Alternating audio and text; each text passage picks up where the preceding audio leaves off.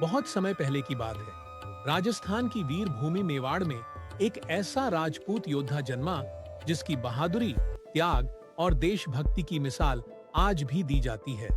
उसका नाम था महाराणा संग्राम सिंह, जिन्हें हम राणा सांगा के नाम से जानते हैं। राणा सांगा का जन्म सन 1482 में हुआ था।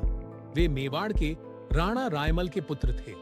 बचपन से ही उनमें असाधारण वीरता, दृढ़ निश्चय और नेतृत्व की क्षमता थी। वे तलवार चलाने में निपुण थे और घुड़सवारी में माहिर, लेकिन उनका जीवन कभी आसान नहीं रहा।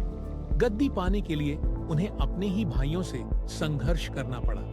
एक बार तो उनके भाइयों ने उन्हें जहर देने की कोशिश की और उन पर तलवार से हमला भी किया, परंतु वे बचे और अंततः मेवाड़ की गद्दी पर बैठ गए। जब राणा सांगा मेवाड़ के शासक बने, तब राज्य कमजोर था। चारों ओर से दुश्मनों ने हमला कर रखा था, पर राणा सांगा ने हार नहीं मानी।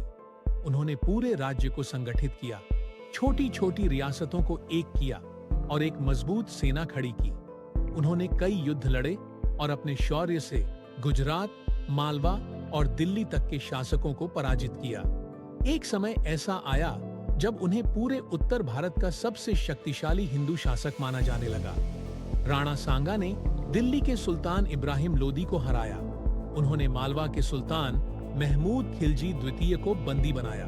उनकी वीरता का यह आलम था कि 80 से अधिक युद्धों में उन्होंने भाग लिया और उनके शरीर पर 80 से अधिक घावों के निशान थे। वे एक आंख, एक हाथ और एक टांग खो चुके थे, फिर भी मैदान में सबसे आगे लड़ते थे।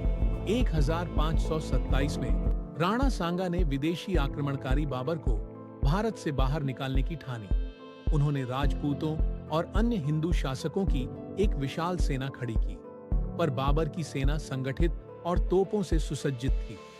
खानवा का युद्ध भरतपुर के पास लड़ा गया। राणा सांगा ने वीरता से युद्ध किया, लेकिन कुछ राजाओं की गद्दारी के कारण उन्हें हार का सामना करना पड़ा। युद्ध में वे गंभीर रूप से घायल हुए, परंतु उनकी आत्मा नहीं टूटी। उन्होंने फिर से शक्तिशाली सेना बनाने की योजना बनाई। जब राणा सांगा नई सेना के निर्माण में जुटे थे, तभी उनके एक विश्वास पात्र सरदार ने उन्हें जहर दे दिया। यह विश्वासघात उस वीर को खत्म कर गया जो अपने देश को विदेशी आक्रांताओं से मुक्त देखना चाहता था। राणा सांगा का जीवन बलिदान, वीरता और स्वाभिमान की जीवंत गाथा है। वे न केवल एक योद्धा थे, बल्कि एक सच्चे राष्ट्रभक्त भी थे। उन्होंने कभी भी विदेशी सत्ता के आगे सिर नहीं झुकाया और अंत तक अपने धर्म और देश के लिए लड़ते रहे। आज भी चित्तौड़गढ़ की धरती उनके जय घोष से गूंजती है। जो हार कर भी अमर हो जाए, वही राणा सांगा है।